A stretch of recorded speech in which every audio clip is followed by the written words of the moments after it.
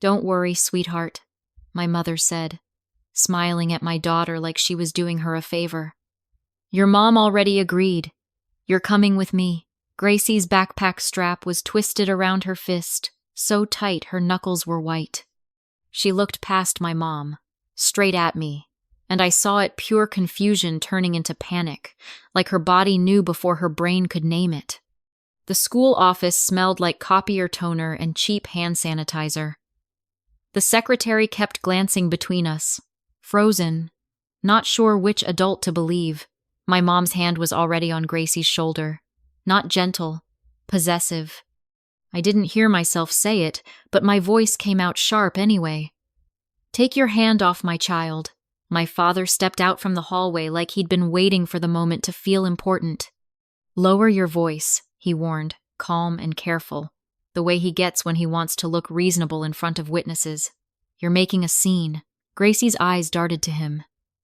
She took half a step back, the kind of step a kid takes when they're trying not to cry in public. My mom's smile didn't break. We're family, she told the secretary, like that was a password. There was an emergency last night. We're just helping. Last night. The banquet hall. The microphone. The way the room clapped while my daughter tried to breathe without making noise. I walked past the counter, past the shocked secretary, and put my body between my mom and my child. Gracie, I said. Steady now. Come to me. Gracie moved so fast, she nearly tripped, and when she grabbed my hand, her palm was sweaty and shaking. My mom's face tightened for half a second, just enough to show the real her, then she smoothed it right back into that glossy, church lady calm. Lauren, she murmured, using my name like a leash. Don't do this in front of people. My father leaned closer, voice low.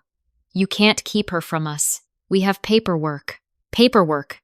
That word made my stomach drop, because I'd seen my parents use paper like weapons my whole life. A form here, a signature there. Something for insurance, something for school, something just in case. The secretary cleared her throat. Ma'am, she said to my mom, we can't release a student unless the parent approves. My mom slid a folded document across the counter like she'd rehearsed it. She did. I watched the secretary's eyes move over the page. Then I saw my name. Not my handwriting. Not my signature. Just my name, printed, beside a box checked yes. My mother had forged consent to take my daughter. Gracie squeezed my hand harder. Mom, she whispered, barely audible. Am I in trouble? That question almost made my knees buckle. No, I said immediately. You are not in trouble. You didn't do anything wrong.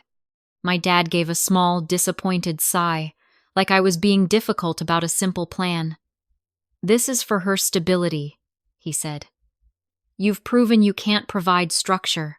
Structure. That's the word they always use when they want control to sound like love. I looked at the secretary. Call the principal, I said. And if they don't leave right now, call the resource officer. My mom gasped, offended, as if I'd threatened her with something vulgar. Lauren, my father's jaw flexed. You're overreacting.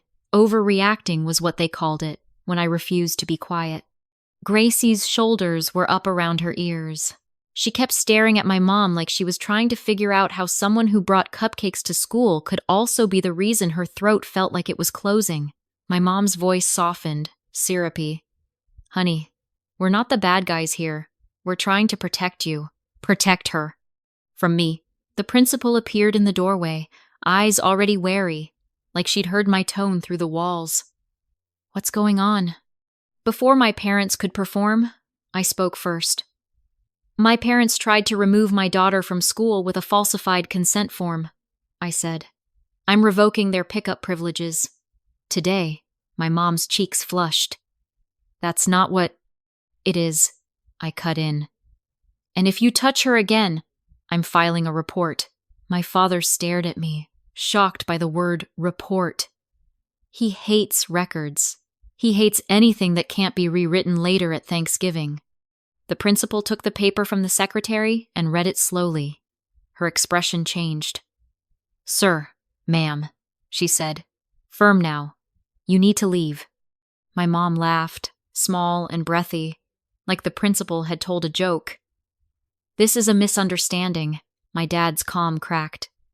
"We are her grandparents." "And I'm her mother," I said. "Which you remembered last night, when you announced she wasn't worth anything." My mom's eyes flicked toward Gracie, and for a split second I saw fear.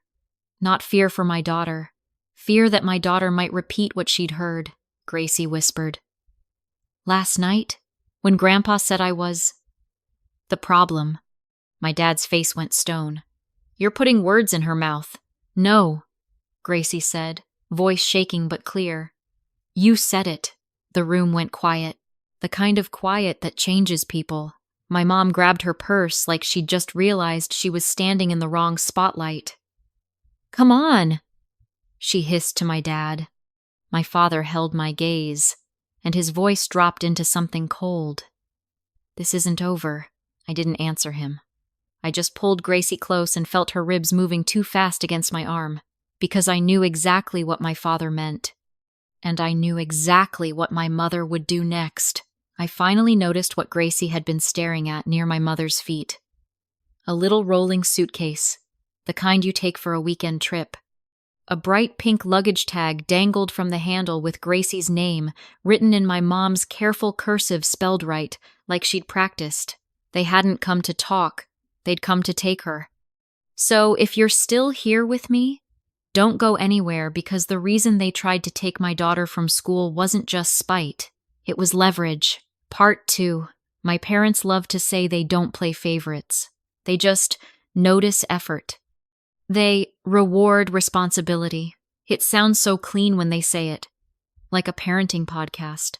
In my family, it meant my older sister Kendra was the star, and I was the cautionary tale. Kendra got asked about her plans. I got asked if I'd figured myself out yet. Kendra got applause for breathing. I got lectures for taking up air. When I got pregnant at 22, my mom didn't scream. She didn't cry. She just tilted her head like she was studying a stain. "Well," she said, "that's your choice." Kendra showed up at the baby shower with a diaper genie and a speech about how hard it must be without a husband. Everyone nodded like it was concern. I smiled like it didn't slice. Gracie's dad lasted 2 years and then needed space, which is what men say when they want to leave without being called the bad guy.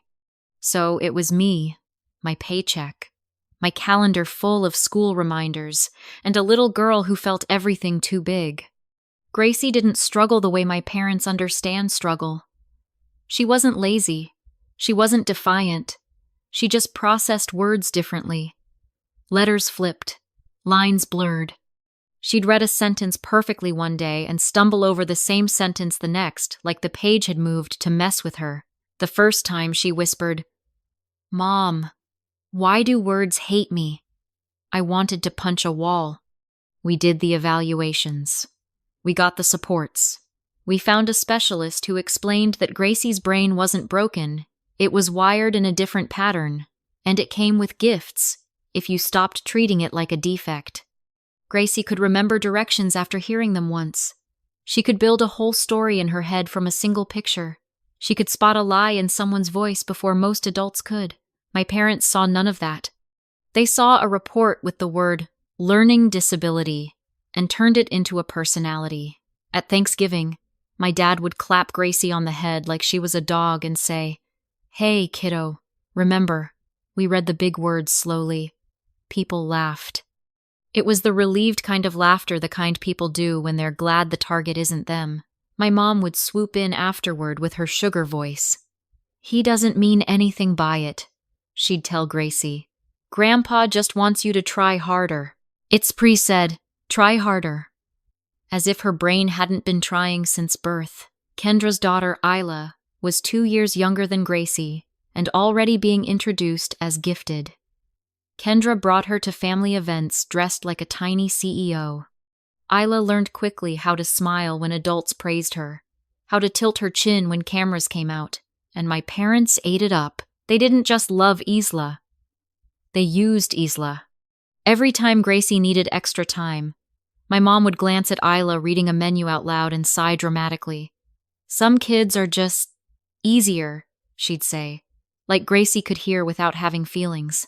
The only person who ever stopped it was my great-aunt Darlene. She was my dad's older sister, the one my mom called difficult because Aunt Darlene didn't do polite lies. She did quiet truth. Darlene had no kids of her own, just a small house on a lake, a set of strong opinions, and the kind of presence that made my dad behave like a man who remembered consequences. In the months before she died, I visited her more. Gracie loved her because Aunt Darlene never talked down to her. She'd slide a notebook across the table and say, "Show me how you think." One afternoon, Gracie was struggling to read a camping checklist. She paused, jaw tight, bracing for the familiar disappointment. Aunt Darlene covered the page with her hand. "Stop," she said. Gracie looked up, terrified she'd failed. Aunt Darlene leaned closer. "Smart people ask for tools," she told her. "They don't beg for permission to exist." Then she read the list with Gracie, slow and calm, no jokes, no comparisons. When Gracie finally smiled, Aunt Darlene looked at me over her glasses and said, "Your parents are doing it again." "Int quate." I didn't ask what she meant because I'd lived it. She tapped the table. "Promise me you won't let them shame that girl in public." I tried to laugh it off. "They're just old school." Aunt Darlene's eyes sharpened. "Promise me." So I did. And I meant it. 2 weeks after her funeral, a man in a charcoal suit knocked on my apartment door. He didn't look like the kind of guy who brings good news. "I'm Victor Hale," he said, holding a folder. "I was your aunt's attorney. She asked me to deliver something to you personally. I thought it was a keepsake, a necklace, a letter. Instead, he handed me a sealed envelope and said, 'Your aunt reorganized her trust.'" My stomach flipped. "She had a trust?" He gave a small, tired smile. "She had more than your parents let on." Victor explained it in plain language, like he knew I didn't have time for legal theater. The lake house, the investment account. Everything was owned by the trust. My parents had been living off the benefits quietly, comfortably, while acting like it was all theirs to give away. Then he said the sentence that made the air leave my lungs. "She added a trigger clause," he told me. "If your parents ever try to officially exclude Gracie on paper or on record, the trust shifts." Immediately. "Shifts how?" I asked. Victor didn't answer right away. He just looked past me toward the living room, where Gracie was on the floor coloring, unaware that adults were fighting over her like property. "It protects her," he said, "and it removes the people who've been using her as a punching bag." He slid the envelope closer. "Don't threaten them with it. Don't mention it. Just keep it safe." I promised him I would, and then my parents mailed an invitation covered in gold script.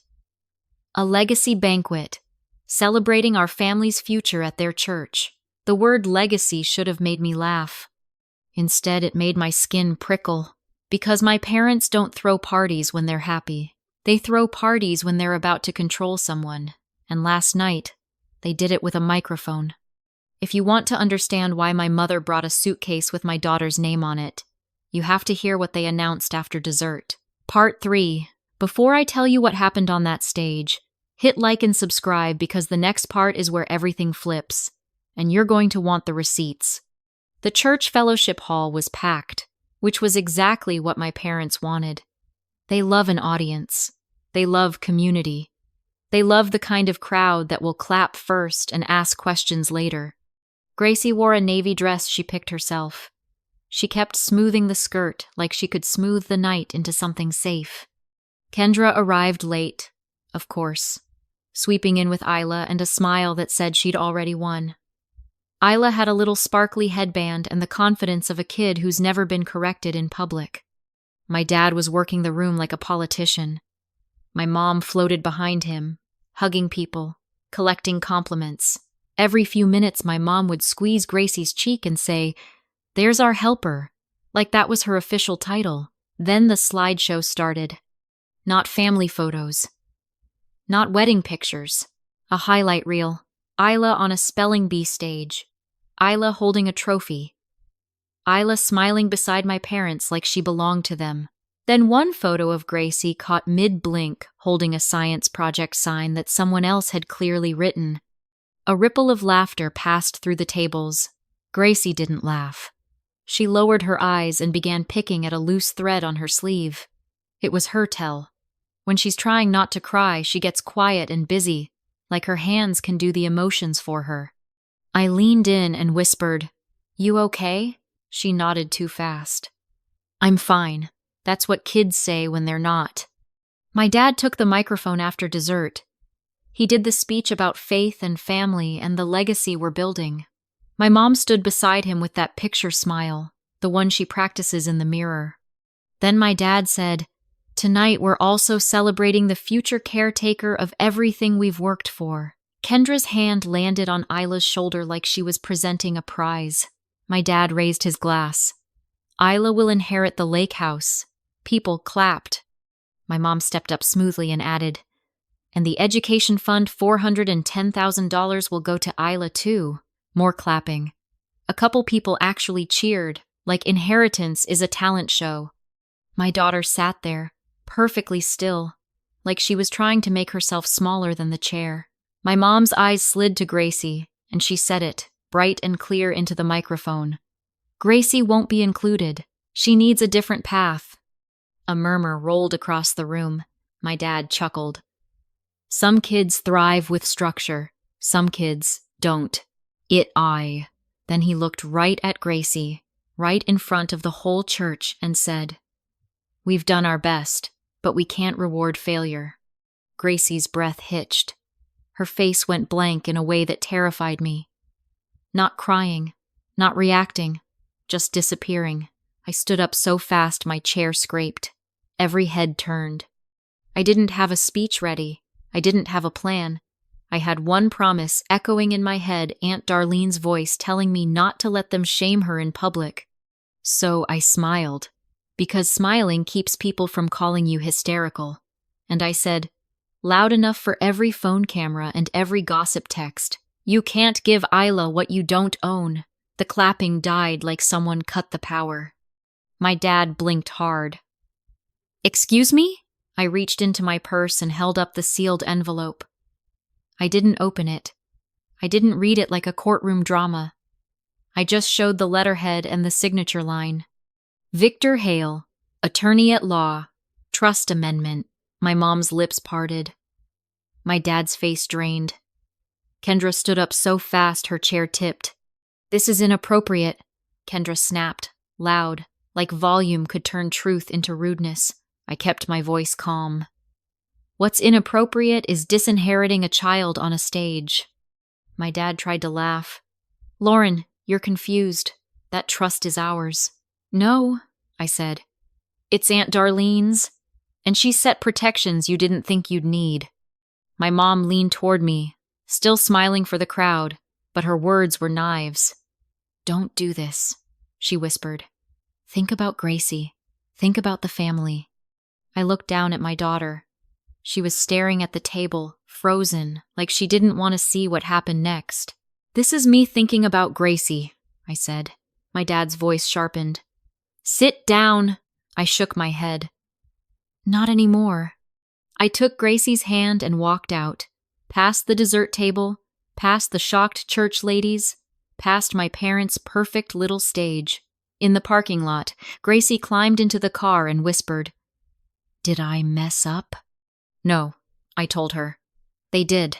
That night, after she fell asleep, I emailed Victor the video clip from the banquet, my dad's words, my mom's announcement, everything captured on somebody's live stream.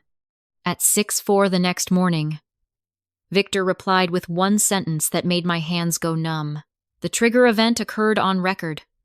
"We begin today, and by lunch, my parents weren't just angry, they were desperate." My dad called me 7 times before sunrise. When I didn't pick up, he left a voicemail in his calmest voice, his most dangerous one. "Lauren, he said. "Stop whatever you think you're doing. You're embarrassing us. This can be handled privately." Then his calm snapped. "If you don't fix this, I'll make sure you lose her." Kendra texted a full-page sermon about respect and forgiveness, ending with, "Mom and Dad only want what's best for Gracie. What they wanted was access." Because an hour later, my mom emailed me a family plan she'd typed up like a corporate memo. Gracie would spend temporary weeks at their house to reset expectations, and I would focus on improving stability. At the bottom, my dad had already signed, as if it was decided. That was the detail that made my skin crawl. They weren't asking, they were scheduling, because the trust didn't just protect my daughter. It threatened to take away the life my parents had been living off for years. And that's why, 12 hours later, they showed up at Gracie's school with a forged form and a suitcase. Part 4.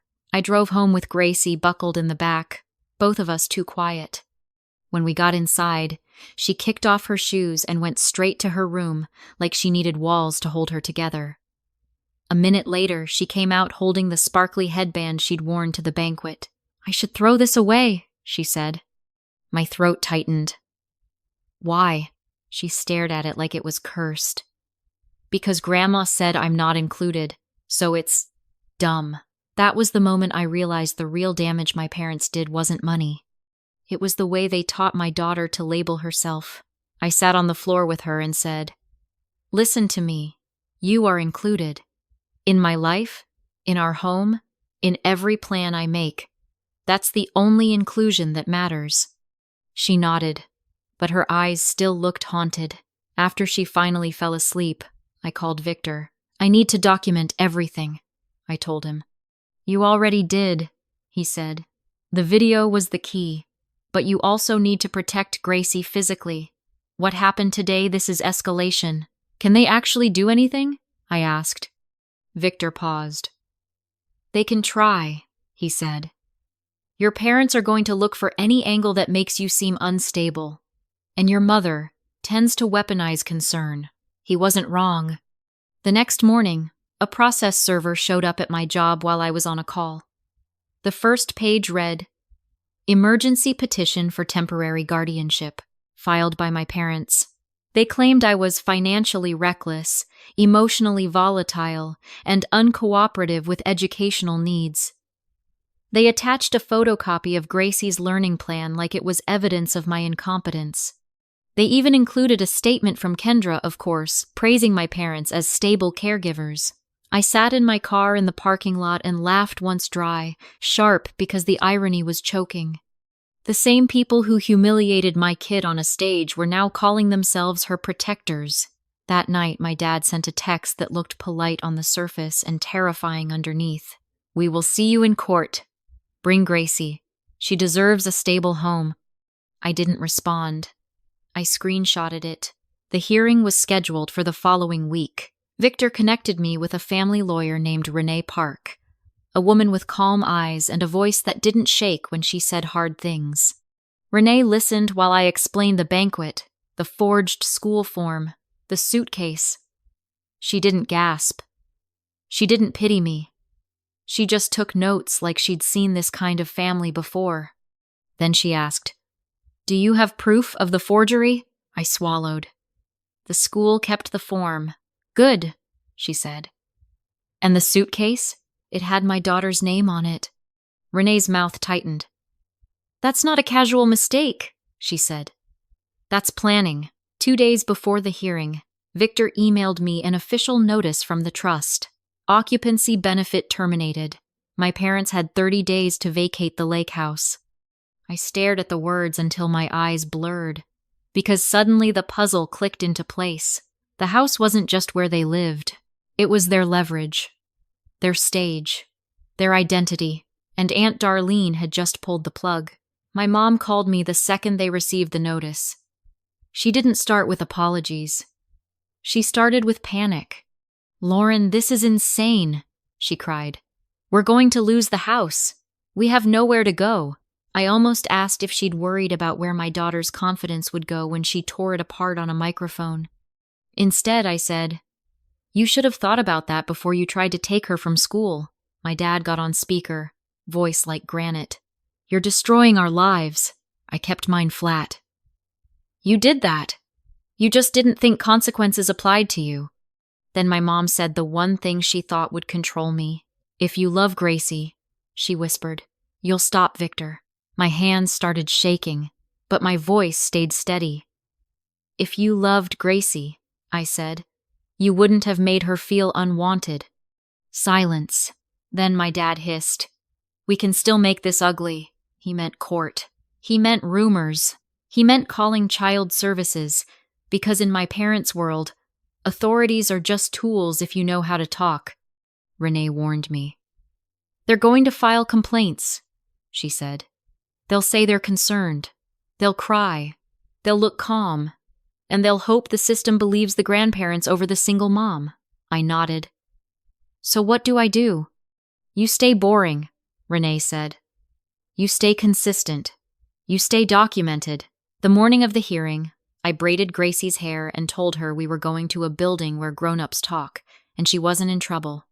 She nodded, but her fingers twisted in her lap the whole drive. Outside the courthouse, my parents were already there, dressed like they were attending a wedding. My mom clutched a tissue. My dad wore his reasonable face. Kendra stood with them, one hand on Isla's back like she was bringing a witness. Isla waved at Gracie like nothing was wrong. That was the detail that made my stomach roll. Isla had no idea she was being used as a weapon, too. We walked past them without stopping. My dad called after me, sweet as poison. We're doing this for the girls. For the girls, plural, like my daughter was just one of 2 assets to manage. Inside, Renee handed the judge the banquet clip, the school's statement about the falsified form, and my updated contact list, showing I'd removed my parents immediately. The judge watched my mother smile into a microphone while excluding my child. He watched my father call her a failure. He watched me stand up and take her hand. And for the first time in this whole mess, an adult in authority looked at my parents the way I'd wanted people to look at them for years. Not charmed, not impressed, just concerned. The judge denied their emergency petition on the spot. Then he asked my parents one question that made my mom's face go pale. Why did you arrive at the school with a suitcase labeled with the child's name? My dad opened his mouth. My mom started to cry. And right then, my phone buzzed with a message from Gracie's after-school coordinator. Lauren, Gracie didn't show up to chess club today. Is she with you? My heart dropped so hard I tasted metal, because Gracie was sitting beside me. So who had just checked her out? Part 5. My hands were shaking so badly, Renee had to take my phone. She read the text, then looked up at the judge. Your Honor, she said calmly, we need a brief recess. Something is happening in real time. The judge frowned. Is the child safe? I swallowed. She's right here, I said, pulling Gracie closer. Gracie's face was already crumpling because she could tell adults were scared. Renee stepped into the hallway and called the after-school coordinator on speaker. The coordinator sounded flustered. I'm sorry.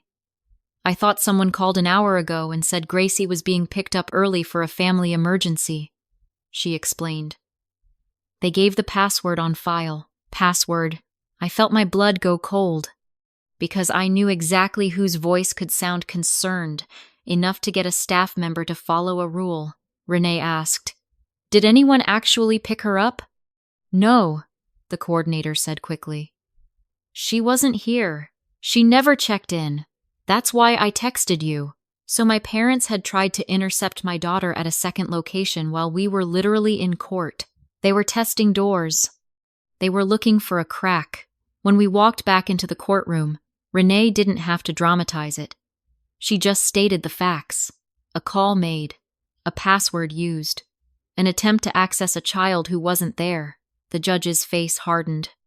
My dad stood up, palms open, performing innocence. Your Honor, that's ridiculous. We were simply confirming her schedule. We're worried about her. Worried enough to use her pickup password without her mother's knowledge? The judge asked. My mom started to cry again. We're grandparents, she whispered. We love her. I stared at her and thought about that suitcase with Gracie's name on it. Love doesn't come with luggage tags. The judge looked at my parents and said, I am issuing a temporary no-contact order regarding the child pending further review. My mom made a sound like she'd been punched. My dad's face went tight with rage he couldn't show. Kendra grabbed my mom's arm, whispering fast, trying to keep the meltdown contained. Isla stood there blinking, confused, because this was the first time she'd seen adults not clap for my parents' performance. Outside, Gracie asked in a tiny voice. Does that mean they can't come to my school anymore? It means they're not allowed to surprise you, I told her. Not at school, not anywhere. She let out a shaky breath like her lungs had been holding a secret. That afternoon, Renee walked me through changing every password, every permission list, every just-in-case contact my parents had ever touched. The after-school program apologized. The school principal apologized. None of them had meant harm, but that's the problem with people like my parents. They don't need someone to mean harm. They just need someone to follow a policy. A week later, Child Protective Services knocked on my door because my parents filed a concern. I handed the investigator my folder, the banquet video, the forged form, the court order, and my dad's voicemail threat. The case was closed 2 days later. My parents, meanwhile, were still screaming into the void. Victor sent the next trust update by email, clean and boring, which is how legal consequences should look. The trust would sell the lake house and deposit the proceeds into 2 protected sub-accounts. 60% for Gracie, 40% for Isla. Both accounts were locked until adulthood, with distributions allowed only for education, medical care, and housing support. My parents received nothing. No stipend. No temporary help. No special exception because they were loud. The notice gave them 30 days to move out. Kendra called me in a panic. Not about Gracie, but about Isla. Are you happy? She snapped. You're tearing the family apart.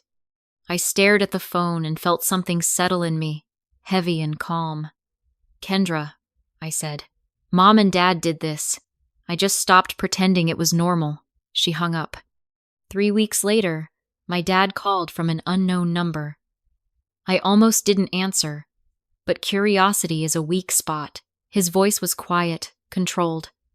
We need help, he said. Not, I'm sorry. Not, I was wrong. Just, we need. Ask Kendra, I said, and hung up. Here's the part nobody in my family expected. Kendra didn't save them.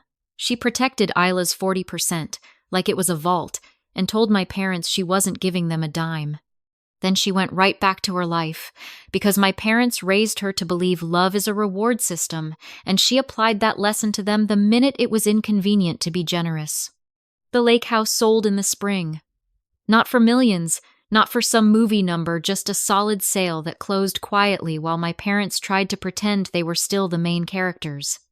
They moved into a small rental across town, the kind with thin walls and no room for legacy dinners. Gracie didn't ask about them for a long time. When she finally did, it was one night while I was tucking her in. Do they hate me? She whispered. I swallowed. I don't know, I said carefully. But I do know their feelings are not your responsibility. She stared at the ceiling for a moment and then said, I wish they were normal. Me too, I admitted. Therapy helped. The specialist helped. Time helped. Gracie is still the same kid, sharp, creative, stubborn in the best way. She still reads slower than some people. She also catches details other people miss, like the way an adult's voice changes when they're lying. Last month, she brought home a library book and read me a page without stopping. When she finished, she looked up like she was bracing for a joke. I didn't joke. I just hugged her and said, I'm proud of you. She smiled, real, unguarded. That's what my parents almost stole. And if this story hit something in you, I want you to tell me. In a family like mine, what's the moral line? Do you protect the child even if it burns the whole family down? Drop your answer in the comments. Share this with someone who needs it, and subscribe so you don't miss the next story. Because I can cut off contact. I can sell a house. I can win a court order. But I will never forget the sound of my daughter asking if she was in trouble for being wanted by the wrong people. And the scariest part? My parents still think they were the victims.